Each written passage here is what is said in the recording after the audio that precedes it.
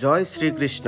আজ আমরা চলে এসেছি এক অত্যন্ত পবিত্র এবং ঐতিহাসিক স্থানে, সাক্ষী গোপাল মন্দির।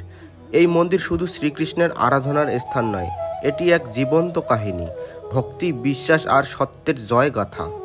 একবার এক দরিদ্র ব্রাহ্মণ আর এক ধনী ব্যক্তি তীর্থযাত্রায় বের হন।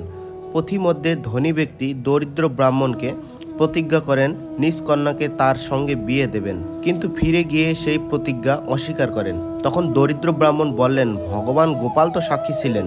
ধনী ব্যক্তি উপহাস করে বললেন, তাহলে গোপালকে নিয়ে আসো সাক্ষী হিসেবে। ভক্ত ব্রাহ্মণ ব্যাকুল হয়ে গোপালের সামনে কাঁদলেন আর বললেন, হে প্রভু, আপনি সাক্ষী ছিলেন, চলুন আমার সঙ্গে। আর আশ্চর্যজনকভাবে গোপাল মূর্তি থেকে জীবন্ত হয়ে বললেন, আমি তোমার সঙ্গে চলবো, কিন্তু এক শর্তে, পেছনে ফিরে তাকাবে না। অনেক পথ চলার পর গোপালের পায়ের আওয়াজ বন্ধ হয়ে যায়। ভক্ত ফিরে তাকাতেই গোপাল থেমে যান। সেই স্থানে প্রতিষ্ঠিত হয় সাক্ষী গোপাল মন্দির। এ মন্দির আজও প্রমাণ করে, ভক্ত যদি একান্ত বিশ্বাস করে তবে ভগবান স্বয়ং সাক্ষী হতে আসেন।